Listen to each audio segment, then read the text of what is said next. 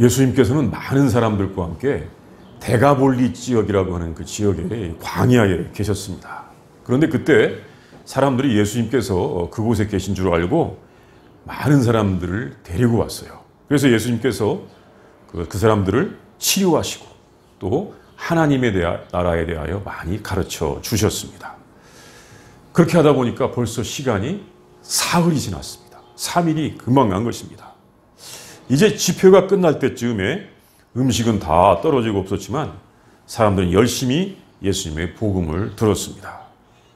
그래서 예수님께서 그 사람들을 그냥 이제 집회가 끝나고 돌려보낼 수가 없어가지고 먹이시기를 원하셔서 제자들에게 떡이 몇 개나 있느냐라고 물었을 때 가지고 있었던 것은 이 떡, 보리빵 7개하고 정말 작은 물고기 2마리밖에 없었는데 그것을 가지고 장정들만 4,000명, 20세 이상의 남자들이죠. 어린이와 여자들은 포함되지 않았습니다. 그러니까 수많은 사람들을 다 배불리 먹게 하시고 남은 조각을 거두니까 7광준이나 되었던 것입니다. 이것도 기적이죠. 얼마 전에 예수님께서 그 벳세다라고 하는 광야에서 정말 보리떡 5개, 물고기 2마리로 5,000명도 넘는 수많은 사람들. 왜 수많은 사람이라고 꼭 하냐면 그 5,000명 또 4,000명 하면 20세 이상의 남자들만 세기 때문에 그렇습니다. 당시에 셈법이 그랬습니다. 그러니까 뭐 10,000명도 넘는 사람들, 20,000명도 넘는 사람들을 다 배불리 먹인 적이 얼마 전에도 있었던 것입니다. 이런 기적이 이번에 이 데카볼리 지역에 있는 광야에서도 일어났던 것입니다. 예수님께서는 이것을 통하여 하나님의 나라를 우리에게 보여주셨습니다. 이 말씀을 보도록 하겠습니다. 첫 번째, 예수님께서는 모든 사람을 다 선민으로 만드셨습니다. 예수님께서는 이방인 지역에서도 일을 하셨습니다. 예수님께서는 이 선민과 이방인을 차별하지 않았습니다. 원래 이 예수님께서 이 땅에 오셨을 때 선민, 이방이라고 하는 구별 또는 차별이 있었습니다. 먼저 하나님께 선택을 받았다고 하는 사람 또는 선택받지 못한 사람이야 라고 하면서 멸시를 받는 사람 이렇게 있었습니다. 그래서 먼저 선택을 받았다고 하는 유대인들이 있었고 아직 선택받지 못했다고 하는 이방인 그렇게 나눠져 있었습니다. 그래서 소위 선민들, 유대인들이 이방인들을 잘 이렇게 섬긴 게 아니라 천대하고 멸시하기도 했었습니다. 하나님의 이름, 하나님의 뜻, 하나님의 사랑이 어떻게 생각하면 그 이방인들을 차별하는 도구로 쓰여지기도 했었던 것입니다. 그런데 예수님께서는 선택받았다고 자부하던 그 유대인들에게만 가신 것이 아니라 유대인들이 그렇게 생각하고 자기들도 그렇게 생각하는 스스로를 개처럼 생각하던 사람들에게도 가셨습니다. 예수님께서는 이 두로 또 시돈 지방의 가나안 여인의 이 흉악한 딸의 이 귀신을 쫓아내신 다음에 그 딸을 회복시키신 다음에 그리고 이제는 데카볼리 지역을 통해서 지금 이 광야가 있는 곳으로 오셨습니다. 여전히 이방인 지역에 계시는 것입니다. 이방인, 참 어떻게 영어로는 젠타일이라고 하죠. 이 사람들 선택받지 못해서 구원의 약속도 없고 소망도 없는 사람들이라고 이렇게 선민들은 생각하고 있었던 것입니다. 너희들은 구원의 약속도 없어. 하나님의 은혜 받을 생각도 마라. 이렇게 생각하는 사람들이었습니다. 그래서 우리는 정말 하나님의 나라를 갈 수가 없구나. 이렇게 생각하는 사람들이었죠. 참 소위 선민들과 이방인들이 어울리지 않았던 것입니다. 그런데 예수님께서는 소위 선택받았다고 하는 사람들과 선택받지 못한 사람들을 구별하거나 차별하지 않았습니다. 약간의 이 순서의 차이는 좀 보이는 것 같지만 모두를 똑같이 대하시고 똑같이 하나님의 자녀로 여기셨습니다. 그래서 다른 사람들은 그곳에 가지 않는다고 할지라도 예수님께서는 그곳에 가셨고 거기서도 하나님의 나라를 전하셨습니다. 그때 그 데가볼리 지역에 있는 광야에 수많은 사람들이 병자들을 데리고 예수님께 왔습니다. 뭐 지금도 병자들이 많지만 옛날에 병자들이 얼마나 정말 많았겠습니까? 왔습니다. 뭐 다리 저는 사람, 장애인, 맹인, 말 못하는 사람 등 각종 병에 걸린 사람들이 이 고통받고 예수님께 왔고, 예수님께서는 그들 모두를 다 치료해 주셨죠. 뭐 3일 동안 계속 하신 것입니다. 얼마나 많은 사람들이 왔길래 이렇게 많은 시간이 흘렀겠습니까? 그러자 그 사람들은 그것을 다 놀랍게 여기면서 여기 본문에 나오듯이 이스라엘의 하나님께 영광을 돌렸다고 하는 것입니다. 그 옛날 그 사람들, 이방인들 다 자기들의 신이 있었죠. 가나안 사람들 각종 신들이 많이 있었습니다. 그런데 자기들의 신에게 영광을 돌린 것이 아니라 이스라엘 하나님께 영광을 돌렸습니다. 자기들의 신이 해결하지 못하는 것을 예수님께서 다 해결해 주시고 그들을 온전케 해 주신 것이었습니다. 예수님께서만이 우리에게 하나님의 나라를 주신 것을 우리가 알 수 있습니다. 각 민족, 종족, 지역마다 다 신들을 만들어 놓고 섬기죠. 뭐 요즘은 세속적인 사회가 되어서 신들을 섬기지 않는다고 하는지 몰라도 다 전통적으로 그런 이야기가 다 있죠. 또 우리의 영혼이 있는 한 신들이 다 있습니다. 하나님을 모르는 사람들, 아주 무속을 또 아주 극성스럽게 섬기는 사람들이 또 많이 있고, 하나님을 섬기면서도 또 무속을 또 함께 섬기는 사람도 있기도 하지 않습니까? 참 비극입니다. 그러나 하나님의 나라는 우리 예수님께서만 주실 수가 있는 것입니다. 진정으로 하나님의 나라는 예수님을 통해서 오고 모두들에게 차별이 없는 것입니다. 하나님의 나라에서는 어느 민족이나 어느 지역이나 뭐 어떤 구별로도 차별을 받지 않습니다. 예수님께서 그것을 보여주십니다. 오늘날 우리가 살고 있는 세상에 법적으로 차별이 있느냐에 대해서는 참 어려운 문제인 것 같긴 합니다. 그러나 실생활에서는 그런 것을 볼 수 있지 않습니까? 또 지금이 이 봉건 사회가 아니기 때문에 뭐 양반이든 상놈이든 뭐든 그런 신분에 대한 구별은 없지만 자본주의 사회, 이 자본주의 사회에서는 자본, 재산이 있느냐 없느냐에 따라서 또 차별이 있습니다. 자본에 따른, 이 재산에 따른 차별이 있죠. 뭐 귀족이냐, 뭐 농노냐, 뭐 이건 알지라도 어쨌든 없는 사람은 정말 옛날 노예처럼 살아야 될 수도 있고, 있는 사람은 옛날의 귀족보다도 더 큰 그런 풍요와 자유를 누리고 있기도 합니다. 오늘날 우리들이 신분이 없다고, 그래서 차별이 없다고 말하는 것은 이 자본주의 사회의 특성을 보지 못하는 것입니다. 요즘의 기업이나 사회에서 권세를 가진 사람들이 그렇지 않은 사람들에 대하여 이 차별하는 것, 이것은 우리 하나님의 나라, 예수님께서 우리에게 주시려고 하는 그 나라와는 전혀 상관이 없는 것입니다. 정말 차별이 없는 것입니다. 예수님께서는 그 강력한 종교적인 세상에서도 선민과 이방인을 차별하지 않았습니다. 굉장한 것입니다. 그 사회가 이 종교적인 사회였는데 선민과 이방인을 차별하지 않았다는 것, 대단한 것입니다. 그래서 그 예수님께서 우리에게 전해주신 모습을 골로새서 3장 11절에서는 이렇게 우리에게 전해주었습니다. 우리 한번 그 말씀 한번 읽도록 하겠습니다. 시작. 거기에는 헬라인이나 유대인이나 할레파나 무할레파나 야만인이나 수구디아인이나 종교나 자유인이나 차별이 있을 수 없나니 오직 그리스도는 만유시요 만유 안에 계시니라. 정말 우리 예수님께서 주시는 그 나라, 하나님의 나라에는 어떤 차별도 있지 않다고 하는 것을 우리에게 이렇게 전해주고 있습니다. 골로새서 3장 11절 말씀입니다. 하나님께서는 모두를 우리 예수님 안에서 선택하신 것을 우리에게 알려주시는 것입니다.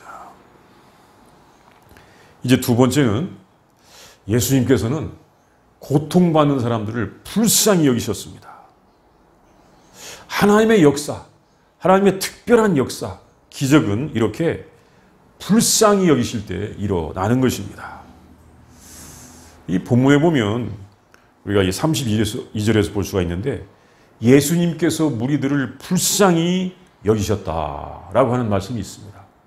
우리가 이 성경을 읽을 때 이 단어를 굉장히 자주 봐야 되고 또 성경을 읽으면서 자주 또 기억을 해야 됩니다. 왜? 우리 하나님의 불쌍히 여기심, 우리 예수님의 불쌍히 여기심, 또 우리들이 그 성품을 가져야 되기 때문에 그런 것입니다. 이 불쌍히 여기심. 예수님은 무리들을 불쌍히 여기셨습니다. 그때 음식이 다 떨어졌기 때문에 특별히 이런 표현이 있는지도 모르겠습니다. 사람들이 광야에서 자기와 함께 있은 지가 3일이나 되었기 때문에 음식이 다 떨어졌죠. 3일 동안 있었기 때문에. 이제 집으로 돌려보내야 될 시간이 되었는데 배고파서 집에 가다가 길에서 쓰러질 것이라고 주님께서 이렇게 생각하신 것입니다. 당시에는 그런 일들이 많이 있었다고 합니다. 이렇게 여기 있다가 어디 여행 가는 중에 음식 먹을 게 없어가지고 쓰러지는 경우가 있었다고 하는 것입니다. 그냥 너무 배가 고파서 쓰러질 것이다. 졸도할 것이다. 정말 배가 고픈 상태입니다. 지금 전쟁 때문에 피난민들이 또 이렇게 배고픈 사람들도 있을 것입니다. 물도 없고 그렇다고 하는 말도 있습니다. 예수님께서 이 사람들이 배고파서 쓰러질 것을 생각하신 것입니다. 그곳은 광야였습니다. 이 광야, 형편이 아주 열악한 지역이었습니다. 광야에 우리가 이렇게 푸른 풀 많고 나무가 많은 곳에 가면 그걸 생각할 수가 없지만 이 중동이라든가 어디 광야를 보면 그걸 알 수가 있습니다. 가면서 음식을 사 먹을 수 있는 마을도 멀리 떨어져 있습니다. 예수님께서 사실 얼마 전에 이 베세다 광야, 거기서 광야였는데 거기서 오병이어의 기적을 베푸신 적이 있었죠. 그때는 좀 다른 점이 있었는데 그것은 뭐냐면 제자들이 예수님께 먼저 건의에 섰습니다. 선생님, 이 사람들을 좀 보내서 음식을 사 먹게 하시죠. 그 같이 있는 사람들의 배고픈 모습이 제자들의 눈에 보였던 것입니다. 그런데 지금 여기 이 데가볼리 지역의 광야에서는 제자들에게 아무런 대책이 없는 것 같습니다. 어떻게 하자고 하는 말이 없어요. 아마 유대인들, 이 제자들이 그때 유대인들이었기 때문에 이 이방 지역에 익숙치 않은 곳이었기 때문에 그럴 수도 있습니다. 전에 베세다 광야는 유대인 지역이었습니다. 그래서 이 지역은 이방인 지역이기 때문에 익숙치 않아서 도대체 어떻게 해야 될지를 모르고 있기도 했습니다. 근데 이번 기적이 지난번 베세다 광야의 그 기적과 다른 점은 참 중요한 것이 있는데 그때는 제자들이 먼저 예수님께 건의를 했다는 것. 선생님, 이 사람들 먹게 하시지요. 이번에는 그런 건의가 없는데도 예수님께서 직접 주도를 하신다는 것입니다. 사람들이 예수님께 음식을 달라고 요청하지도 않았는데 예수님께서 그들을 먹이시겠다고 하시는 것입니다. 그 이유가 있습니다. 그 동기가 있어요. 그것은 뭐냐면 예수님께서 그 사람들을 불쌍히 여기신다는 것입니다. 불쌍히 여기신다. 그 사람들이 특별히 이방인이기 때문에 더 고통을 받는다고 생각해서 예수님께서 그 사람들을 더 불쌍히 여기신 것 같기도 합니다. 그래서 작은 빵 7개로 4,000명도 넘는 수많은 사람들을 다 배불리 먹이셨던 것입니다. 자, 이런 특별한 역사, 기적, 이것이 언제 일어납니까? 이것은 예수님께서 불쌍히 여기실 때 일어나는 것입니다. 정말 예수님께서 불쌍히 여기시면 이런 역사가 일어납니다. 이 신학적 토론 중에 무슨 토론이 있냐면, 자, 성경에 보면 기적이 많이 나옵니다. 또 환상과 계시도 많이 나옵니다. 그러면 지금 오늘날도 우리가 기적이나 환상, 계시를 볼 수가 있습니까? 라고 하는 그런 토론이 있습니다. 왜냐하면 기적을 일으키거나 환상이나 계시를 본다고 받았다고 하는 사람들 가운데서 정말 교회에서 너무나 많은 무리를 일으키기 때문에 그렇습니다. 자기가 기적을 일으켰다고 막 선전을 하면서 사실 사람들을 미혹하는 사람들, 또는 환상이나 계시를 봤다고 하지만 그 환상이나 계시가 잠시 후에는 엉터리로 판명이 나와서 교회에 혼란을 가져온 사람들. 어떤 사람들은 막 시도 때도 없이 자기가 천국과 지옥을 몇 번 갔다 왔다고 하는 사람도 있습니다. 바울 사도도 천국과 지옥은 아니지만 이 천국을 갔다 온 다음에 하나님께서 말하지 말라 했는데 자기는 몇 번 갔다 왔다고 하고 마치 대단한 권세가 있는 것처럼 그렇게 이야기하는 사람이 있는데 그걸 보면 성경적이지 않은 경우가 참 많이 있습니다. 사실 알더라도 비밀로 해야 될 게 굉장히 많이 있어요. 그래서 오늘날도 환상과 계시가 지금도 있고 기적이 일어나냐 여기에 대해서 논쟁은 있습니다. 왜냐하면 너무나 많은 무리가 있었기 때문에 오류가 있었기 때문에 그렇습니다. 그런데 분명한 것은 뭐냐면 오늘날에도 예수님께서 불쌍히 여기시면 정말 초자연적인 역사가 일어난다는 것입니다. 오늘날 우리가 살고 있는 이 사회에서는 좋은 병원들이 많이 있기 때문에 사람들이 별로 기대도 하지 않고 또 그런 일이 없다고 그렇게 잘 없다고 이야기합니다. 그러나 그 열악한 환경에 있는 아직 개발이 안 된 나라에 선교하러 가면 거기서 자기들이 평소에 못했던 그런 놀라운 이적들을 보고 온 사람들이 많이 있습니다. 왜? 하나님께서 그 사람들을 불쌍히 여기기 때문에 그렇습니다. 그러면 이렇게 놀라운 역사가 일어나는 것입니다. 성경에도 그런 말씀이 있습니다. 예수님께서 정말로 버림받고 소외된 나병 환자들을 고치셨을 때 그때 예수님께서 불쌍히 여기셨습니다.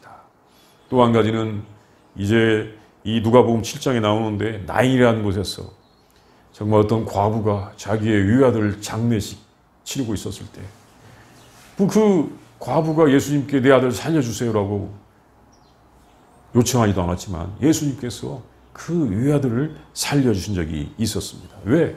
그 과부를 불쌍히 여기셨기 때문에 그렇습니다. 이렇게 예수님께서 불쌍히 여기시면 놀라운 역사는 지금도 일어날 수가 있는 것입니다. 그러니까 놀라운 역사가 일어난 두 가지. 첫 번째는 자기가 직접 간구하기보다도 많은 사람들이 그 사람을 위하여 중복 기도할 때, 하나님께 간절히 기도할 때, 또 한 가지는 예수님께서 불쌍히 여기실 때 놀라운 역사가 일어나는 것입니다. 이제 세 번째는 예수님께서는 정말 있는 자원을 활용하시기를 원하십니다. 예수님께서는 제자들이 가지고 있는 아주 적은 빵을 이용하여 놀라운 기적을 일으키셨습니다. 빵 7개, 물고기 2마리로 4,000명도 넘는 수많은 사람들을 먹이셨습니다. 예수님께서 그 광야에서 사람들을 굶겨 보내지 못하시겠다고 하실 때 제자들은 자기들이 가진 것이 너무나 적어서 불가능하다고 그렇게 생각하고 있었습니다. 야, 이거 가지고 어떻게, 이거 불가능한 거야 이렇게 생각하고 있었던 것입니다. 왜? 그 광야에는 수천 명이 있고 가진 것은 겨우 한 사람이나 두 사람이 먹을 수밖에 없는, 먹어도 넉넉지 않은 그런 음식이 있었기 때문에 그렇습니다.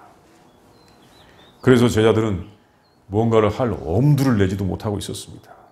그리고 또 한 가지는 그건데 예수님께서 쉽게 야, 또 한 번 하자, 또 한 번 하자 이렇게 쉽게 그런 기적을 일으키시지 않는다는 것을 제자들이 깨달았던 것 같기도 합니다. 그리고 이런 기적을 일으킨 다음에 그걸로 끝나는 것이 아니라 어떤 큰 시험이 있다고 하는 것을 제자들이 깨달았기 때문에 그런 것 같기도 합니다. 저번에 이 베세다 광야에서 보리떡 5개 물고기 2마리로 5,000명도 넘는 많은 사람들을 먹이시고 12바구니를 거두신 다음에 사람들은 막 예수님을 임금으로 세우려고 하는 막 그런 어떻게 보면 그런 반응을 보였고 주님의 뜻과는 반대없는 반응을 보였고 제자들은 이제 예수님 말씀을 듣고 배를 타고 저 갈릴리 호수를 건너가다가 풍랑을 만나가지고 거의 죽을 지경에 이르기도 했었습니다. 그 놀라운 기적에 참여해서 멋진 그 모습을 본 다음에 도리어 바로 자기들의 욕망을 다 내려놓게 하는 엄청난 그 시련이 있었다는 것을 제자들이 생각하고는 야, 주님의 기적에 함부로 참여할 수 있는 것이 아니라고 그렇게 생각할 수도 있었던 것입니다. 왜냐하면 주님께서 주신 이적에는 분명한 목적이 있고 분명한 뜻이 있는데 이것을 잘못 해석하면 이것이 도리어 시련이 될 수도 있기 때문에 그렇습니다. 그래서 제자들은 이 적은 남은 빵 조각 7개와 몇 마리 작은 생선으로는 같이 식사하는 것 생각지도 못하고 있는 것 같습니다. 그런데 예수님께서는 그것으로 다 함께 식사를 하자고 하십니다. 그리고 그것을 가지고 평소에 하시던 것처럼 그렇게 감사를 하시고 다 사람들에게 나눠주셨습니다. 참 예수님께서는 평범한 식사를 하는 것처럼 그렇게 생각하시는 것 같습니다. 야, 여기 있는 사람들이 너무 배가 고파서 그냥 가게 할 수가 없다. 이 사람들이 너무 불쌍하다. 물론 우리는 이걸 가지고 염려를 합니다. 사람들이 배고파서 쓰러질 것 같다. 그런데 예수님께서는 염려하지 않습니다. 대신에 예수님은 불쌍히 여기시는 것입니다. 그러니까 우리가 염려할 수 있는 것, 주님은 그냥 불쌍히 여기시는 거예요. 그러고 나면 이제 문제가 해결되는 것입니다. 뭐가 있느냐? 빵 7개가 있습니다. 그걸 가져와라. 감사를 드리자. 자, 이제 다 함께 먹자. 다 함께 먹자. 다 함께 먹는 겁니다. 이런 과정 볼 수 있습니다. 그래서 모두가 다 배불리 먹었습니다. 먹고 남은 것을 모아보니까 7광주리가 되었습니다. 이 광주리는 작은 바구니가 아니고 큰 그릇입니다. 배고픈 사람들이 음식을 먹은 다음에 남은 음식을 버리지 않고 모으는 것처럼 그렇게 모아보니까 7광주리나 되었던 것입니다. 정말 기적이 일어난 것입니다. 이것은 정말 많은 준비 가운데서 야, 우리 주님이 기적을 베풀 거야. 우리 주님이 기적을 베푸니까 우리 잘 봐라. 이렇게 사람들이 기적을 기대하고 어떤 준비하는 과정에서 일어나는 것이 아니라 일상적인 과정 속에서 일어났던 것이었다는 것입니다. 왜? 거기에는 주님의 불쌍히 여기심이 있었기 때문입니다. 기적이 일어난다. 기적이 일어난다. 기적 봐라. 절대 안 일어나죠. 그러나 주님께서 정말 불쌍히 여기실 때, 긍휼을 베푸실 때, 그때 기적이 일어나는 것입니다. 특별히 이방인을 향한 긍휼이 있었던 것입니다. 아직까지 하나님 나라의 이 복음, 하나님의 사랑에 대하여 듣지 못하고 소외된 사람들, 그 사람들을 향한 그 주님의 사랑, 긍휼이 있었던 것입니다. 우리는 이렇게 참 예수님의 긍휼히 여기심, 하나님의 사랑을 아는 성도들이 되어야 할 것입니다. 우리가 예수님의 제자로서 예수님의 이 불쌍히 여기심이라는 것을 아는 제자들이 되어야 될 것입니다. 예수님의 제자들은 이렇게 주님의 불쌍히 여기심을 아는 사람들입니다. 정말 옛날에는 그런 것이 인간의 어떤 이 상당한 그 본능 가운데서라도 다른 사람을 보면 동정하고 불쌍히 여기는 것이 있었던 것 같은데 오늘날 우리가 이 첨단 기술과학의 사회에 살면서 너무나 이것이 지금 메말랐습니다. 당신의 능력으로 살고 당신도 당신의 능력으로 살고 나는 내 능력으로 살고 어떤 연대감, 유대감, 불쌍히 여김이 없는 세상이 되었습니다. 그러나 그것이 아닙니다. 우리 주님의 제자들은 이 주님께서 우리에게 보여주신 불쌍히 여기는 것, 이것을 가지고 늘 살아야 하는 것, 이것이 주님의 뜻인 것입니다. 그래서 성경 말씀 가운데서 우리와 하여금 서로 불쌍히 여기라는 말씀이 많이 있는데 한 말씀만 찾아보도록 하겠습니다. 에베소서 4장 32절 말씀을 우리가 한번 보도록 하겠습니다. 시작. 서로 친절하게 하며 불쌍히 여기며 서로 용서하기를 하나님이 그리스도 안에서 너희를 용서하심과 같이 하라. 에베소 4장 32절 말씀. 서로 친절하게 하며 불쌍히 여기며. 자, 우리 이 시간 다 함께 묵상하겠습니다. 기도합니다. 우리 이 본문의 말씀을 묵상하는데 이 광야, 여기에 수많은 사람들이 있는데 왜? 예수님이 계시기 때문에 예수님께서 그들을 불쌍히 여기셔서 다 치료해 주시고 또 그들이 3일이 지난 다음에 배고픈 것을 아시고 그들에게 이 떡 7개, 물고기 2마리로 다 배불리 먹이십니다. 정말 수많은 무리를 보면서 불쌍히 여기시는 예수님, 그 예수님을 우리가 한번 묵상하겠습니다. 나도 그 안에 있을 수가 있다고 하는 것을 생각하면서 그렇게 상상해 보겠습니다.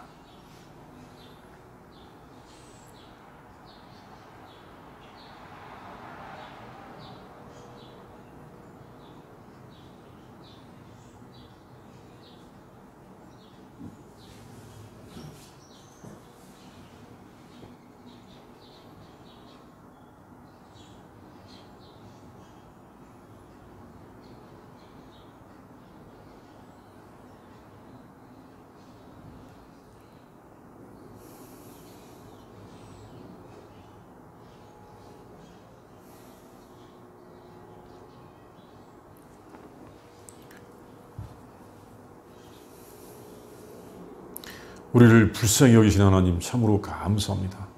서로 불쌍히 여기도록 창조하신 하나님 참으로 감사합니다. 하나님, 우리가 오늘날 너무나 개인적인 사회, 이기적인 사회에 살면서 불쌍히 여기는 하나님의 그 뜻을 잊어버렸습니다. 하나님, 우리를 불쌍히 여기시고 긍휼을 베풀어 주시옵소서. 예수님께서 오셔서 정말 우리를 불쌍히 여겨주시니 진심으로 감사합니다. 하나님, 우리가 광야에 서서 우리를 불쌍히 여기시는 예수님의 그 눈을 잘 바라보게 하여 주시옵시고, 우리를 또 예수님의 제자로서 세상에 정말 주님의 불쌍히 여기심을 전하고 세상 사람들을 불쌍히 여길 수 있도록 인도하여 주시옵소서. 주여, 우리를 도와주시옵소서. 예수님의 이름으로 기도합니다. 아멘.